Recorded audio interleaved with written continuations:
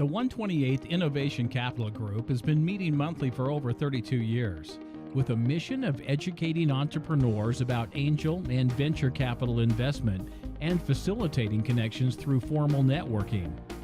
Over the years, we have been impressed with the enthusiasm and brilliance of so many of the entrepreneurs we've met. This program is designed to highlight their great ideas and their companies. Welcome to Focus on Innovation. Welcome to another edition of Focus on Innovation. This show highlights two local companies whose products and offerings contribute to our health and well-being. The impetus for the first company, LiveVet, came from the entrepreneur's own experience as a new pet owner. You will see how Andrew Lane leveraged his own experiences into an exciting new company offering services to other pet owners. I hope you will appreciate what drives a serial entrepreneur, which he is. I also offer the disclaimer that any presentation on Focus on Innovation is not a solicitation of investment funds from the public. Any discussion of fundraising is informational and not a formal solicitation of our viewers. Andrew, tell me something about you. Sure. So my name is Andrew Lane, obviously, and I am the CEO of LiveVet. I have a background in technology and internet-based startups here in the Boston area, including a company called Goji, and most recently a startup called Espanol Seguros that was acquired in 2012. And that was prior to my time starting here. And love innovation. I love changing the way that people look at things and do things. And we here at LiveVet are trying to do that in the animal and veterinary industry, which is obviously a huge market, and we're excited about what we're doing. It sounds to me like as if you enjoy starting companies. I did. Okay, how many have you started? This will be, I believe, my fourth. Okay, and you mentioned when we first started that you had an exit in one. Yes. Just let's sidestep a little bit here. Tell me about that company briefly. Sure. So the first startup I worked with was called, it's a Boston-based company called Goji. Goji is a online insurance agency. They're based out of downtown, have 350 agents who are all selling insurance. The way that they sell that insurance is through online leads. So if someone comes online to, say, any website out there, quickinsurancerates.com. Mm-hmm. They'll fill out a form looking for insurance rates. That'll go to Goji, and they'll sell the insurance to them. Through the growth that I saw there, I started a company that was a lead generation company focusing on the Spanish-speaking population in the United States. Obviously, a booming demographic. And so we built out a lead generation platform for insurance companies who are looking to access that market. In late 2012, we had a larger company come to us and say, we'd like what you're doing, we want to get into this space, and we'd like to do it through your acquiring Espanol Seguros. So we exited at that point. So tell me, what exactly is LiveVet? Is it FaceTime on steroids, or what actually is it? So LiveVet is a subscription-based platform that allows its users, so pet parents, to access pet health experts, 24 hours a day. And we do that via chat, via email, or via phone. On December 1st, we'll be launching a video chat application that'll be a browser-based technology that allows you to either bring it up on your phone or through your laptop, connect directly with one of our experts. So it allows parents to get on the phone, get on via email, just to ask the basic questions. Why is my dog itching his ear? What should I feed my dog as a 6-month-old puppy? When do I change his diet? Basic pet health questions that, with all the information out on the web, you want to make sure that you're using the information correctly and the information is good information. And we provide that for our membership. Okay, let's back up in time. You had this idea a year and a half ago, a little bit more than a year and a half ago. What did you do then? We can video chat. Now, but that's an idea, and it's a long way from a viable business. It is. So what did you do next? Give me your story. Sure. So at the time, we had a separate company that is still running called VetFinder. And VetFinder is a new client acquisition platform for animal hospitals. So we utilize websites such as animalhospitals.com, animalclinics.com, and localvetsearch.com to help pet parents find veterinary services in their area.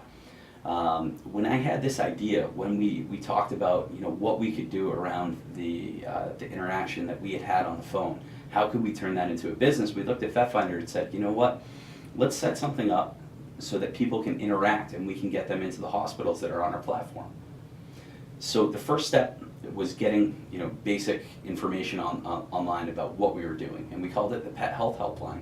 And the Pet Health Helpline was a free service for consumers or pet parents to come and ask questions.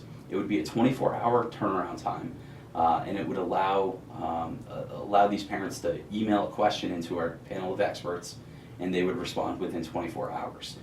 By starting that first, that gave us the data. We were able to see how pet parents were interacting on our site. What kind of questions were they asking? At what volume were people coming to the site? We were really able to dig into the data and see sort of the use cases, make sure that we were covering all of our bases when we were going to launch the subscription-based service. And at that point in time, how many people were with the company? At that point in time, it was myself and our marketing intern. So it was just two of us. Okay, how many people are with you now? We now have 12 employees. 5 of them are part-time, and they're in the customer service department. But that is split between LiveVet and VetFinder. How long have you had a site up that people can interact with you and subscribe to? So our direct-to-consumer product will go live on December 1st. Our first product is a wholesale product, and we're working with pet insurance companies and voluntary benefit companies to roll VetFinder into their packages.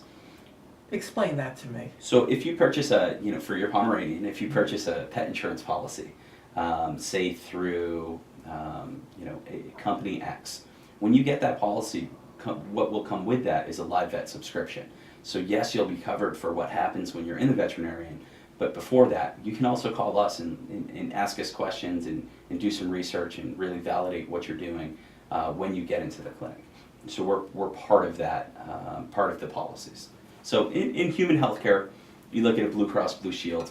If you have a policy there, you have nurse lines that you can call into. Mm-hmm. We're very similar to that. What if I don't buy pet health insurance?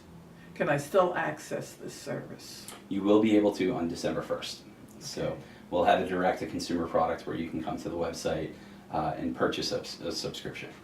So you're just inches away or days away from being revenue positive, is that it? Or are you generating revenue now? We are generating revenue now. From being cash flow positive, we have some work to do, but it is close. How are you generating revenue from the insurance companies already? Correct. Okay. Yeah. So the monetization there is what we call a per member per month monetization, where they pay us per policy per month that we're a part of. I will give the disclaimer now, as I did at the beginning of this show. This presentation is not a solicitation for investment. Mm-hmm. Because we don't want to give the wrong idea to people out there. Are you planning to look for outside investment at this time, or are you planning to be self-funded? So at the present time, we are self-funded. We have some milestones to hit before we will go out and look to raise capital. We have some key metrics that we're looking to really get a handle on before we go out there and look to raise around. So are you planning to look for outside investment, or do you plan to continue being self-funded? We will look for outside investment, okay. Yes. Talk to me about the timeline from here forward. Sure. So on December 1st, we'll be launching our direct-to-consumer product. That'll be very exciting for us. Having something where a pet owner can be searching for, a symptom online and find us and be able to get that help for their pet. That's an exciting milestone for us. After that point, we'll be in Q1 of 2015, we'll be launching a mobile application that will allow us to reach a greater audience. During 2015, we'll look to increase our membership base, and we'll look to launch new products underneath the LiveVet platform. Do you have any limitations on the type of animals about which you can provide this guidance? Sure. So the majority of our experts are small animal experts. We do have exotic, we do have equine, we do have wildlife experts. But if you have a question, say about an equine, a horse, your horse is sick, or you want to know why your horse is acting a certain way, when you call the LiveVet telephone number, that vet tech will then distribute that question to our expert that is certified in that area. And we will get that person on the phone with you as quickly as we can. How many pet experts have you engaged? We've engaged about 150 at this point. That's quite substantial before your first launch. It is. So there are a lot of passionate people in this profession.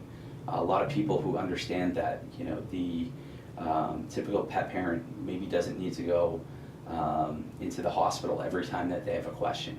Maybe they're intimidated by calling that hospital.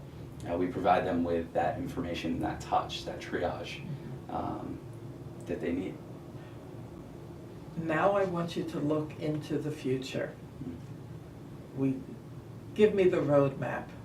Sure. Of LiveVet. Sure. So we are looking to grow month by month in terms of membership base. Throughout 2015, our goals are based around our month-to-month growth. We're looking to grow our network of vet experts out there. We are looking to grow our relationships with different insurance companies, with different voluntary benefit companies, with employer groups, to get our service into as many pet owner hands as we can. So where will you be next year at this time, at the end of your first full year? So we hope at say, end of our first full year in 2015, if we're sitting here, in end of December, we hope to have, 500,000 members. We hope to have a network of 250 certified professionals across the United States. And we hope to be providing more than just the telephone, video, email interaction. We hope to have different types of value-added services on our platform as well. Do you envision leaving LiveVet and doing something else at any point in time? Not right now. I think everybody has an exit plan. If you're an entrepreneur, you're looking at big picture. And if an opportunity comes to us where we exit, then we'll take that opportunity if it's the right thing for the company at that time. Thank you very much. Thank you. Robert Lucier is the driving force behind GrowScan. This company has developed technology to identify foodborne illnesses before produce is packaged for sale. While still in the development stage, the company's research and development are illustrating the ability to make our food supply safer, starting right in the field. Bob, why don't you tell me a little bit about yourself, about your background, and then we'll get into the company that you're working with now. Okay. Well, I am a electrical engineer, computer systems, and I've also got my MBA with the idea that I would be able to start my own company. And so you got the education, you were going to start a company. What did you do in 1978? Did you start a company? Well, we looked into it at that time, but yes, we did start some hydroponics research. So we sort of put that on a back burner, and we went into something that we think is very exciting. We certainly spent a considerable amount of time on it, and it's called GrowScan. bioimaging sensors to detect pre-symptom plant stress and disease. There's a host of applications for it. Okay, let's backtrack a second and kind of parse that apart. Okay, GrowScan is a bioimaging sensor. Bioimaging sensor, meaning we're going to be able to see through a scan or some other means, something that's going on in an organism, In a plant, in a plant, okay? And what's innovative about that is that it really measures photosynthesis that the plant is undergoing at that time, and is able then to go ahead and detect a pre-symptom plant stress or disease that's impacting the plant. So if I understand correctly, you have a way of imaging the plant, you know what's normal, and when something abnormal shows up, it's a symptom of something that's going to happen in the near future, but you can see it before it actually happens Exactly. through the scan. And so how does this work? Well, it is a very sensitive imager, all right, to be able to look at the emissions, low light emissions coming off of a plant leaf. And it's a smart system. It obviously has a computer able to process and be able to diagnose what's going on inside the data that it receives. So it's imaging, smart data, and be able to go ahead and detect what's going on in our plant in real time. I'm going to ask you a technical question in a non-technical way. Okay. You say it's imaging. Imaging is taking a picture of it. Is it visible light imaging, or how does that work? It is visible light imaging. We're taking a video of the plant, but a little bit of technical twist here. It takes the spectrum, the visible region, and emits or takes the picture in a near infrared. Okay, so All fluorescence. okay, so you really just can't take a regular camera and do this. No, you need a cannot, special right. camera to do it. Okay, that's what I thought, but I wasn't quite certain. So it seems to me you have just normal plants. You're not doing anything to the plants. You have a special camera that's hooked up to a computer that can interpret the data that it sees. Okay? Exactly. Right. It sounds like a great idea. We think so. Well, who would use this? Well, any commercial grower would use this, but there is a driver now called FDA, Okay. and they want to have all growers in the produce industry to detect or inspect their produce before they ship it out to the consumer. Obviously, to stop foodborne disease and food recalls. In my mind, I was seeing the system used on growing plants. And you're talking about plants before they're shipped. Are they already harvested? Can you They're use already it? harvested. You can use the system on harvested plants as well? Right, it not only has pre-harvest application to the grower to be able to detect that his crop is not failing, and also post-harvest so that a processor can go ahead and test to determine if there's any foodborne pathogen before he obviously ships it out. Are there similar systems on the market? There are not quite similar. There are microbial DNA inspection systems, but the problem with them is they must enrich the DNA capability, and so therefore their response time is 4 to 8 hours. And that's not very good for a real-time inspection system. Okay, I'm going to, again, make sure I understand it. with some of the existing systems, when they inspect, they can't clear the items for 4 to 8 hours. That's right. And with your system, Grow Tech, you can see it on the computer right away? 3 seconds. 3 seconds, not quite right away. Right. Close to right away. Right. Okay. That's detecting a positive, Mm-hmm. but just seeing a conveyor belt of plants coming down, for final packaging, obviously it can detect that in 1 second. So it's a real-time inspection system. Okay. How long has it taken you to develop this system? How long to develop it? Yeah. Wow. Give me the life history of GrowScan here. Well, we started out with the idea, and we got friends and family to fund the initial development. Mm-hmm. And it worked out very well, but it was a very, very brief funding and also a very brief development.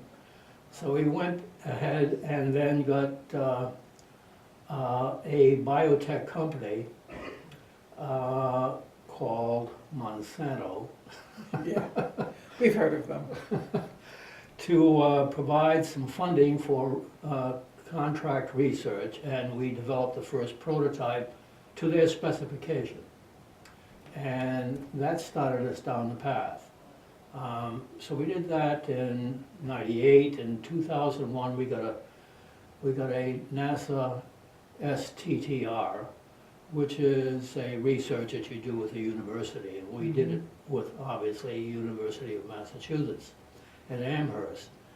And the abilities of doing the testing with them proved or validated the system for pre-symptom detection.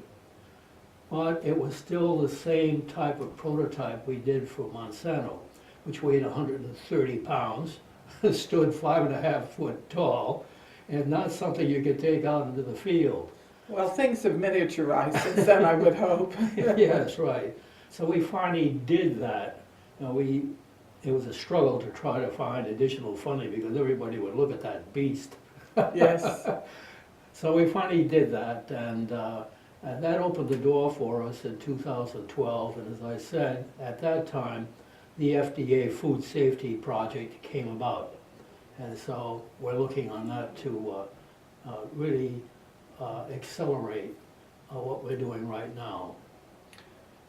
Do you have any patents on any of this Yes, that you've we done? do. Right. Tell me about those. Well, the first patent was obviously for the imaging capability itself.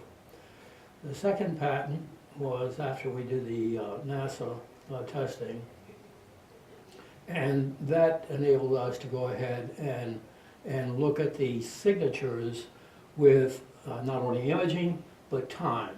So we had a very much a different way of being able to measure the stress and disease.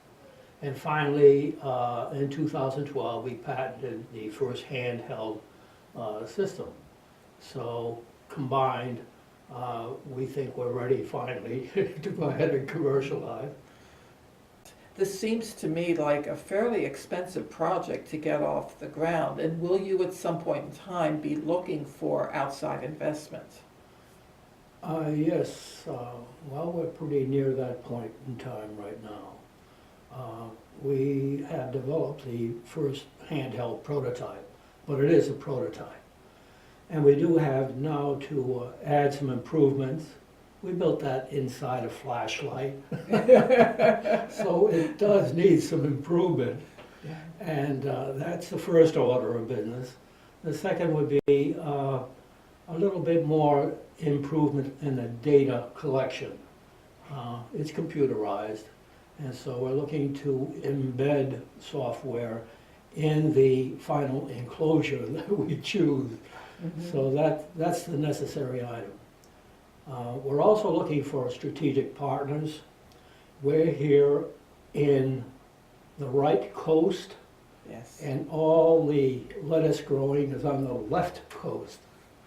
And so we're looking for a strategic partner that we can work with, because a great deal of the application for lettuce and spinach, etc., is obviously grown in California.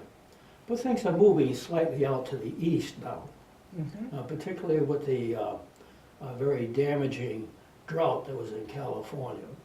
So tell me, this isn't only just you in the company. No. Who are you working with? Well, we're obviously a very small team right now, but we have Julie Blumenthal, who is going for a PhD at UMass Lowell. She's a software developer, and she's been very instrumental in helping us upgrade the prototype, the handheld prototype. We also have Jim Littlefield, who is an expert in computers, computer control.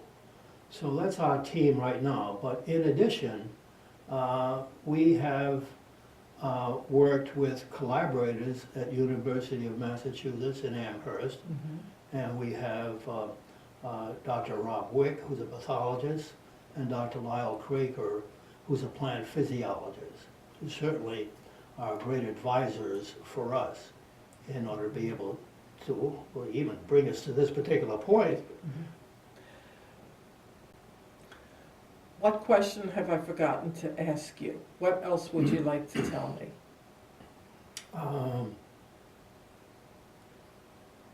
Well, I guess the question would be what are our next steps? And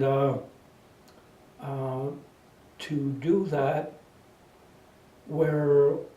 as I said, we're trying to find our seed money. And that's certainly a number one item on our agenda. The other aspect is that we're looking to go into an incubator so that we can talk to other founders who are trying to do the same thing, start a company or commercialize a product, probably better. So that's the next things that we're trying to do right now. Well, it's fascinating from so many different aspects, from the aspect of being a home gardener, as well as constant concern about food safety. I think that's one of the reasons I enjoy home gardening. I see where it grows, I know what's been put on it, Yes. I know how it's been kept. Right. And one of the reasons this year I enjoyed being part of the Waltham Fields Community Farm.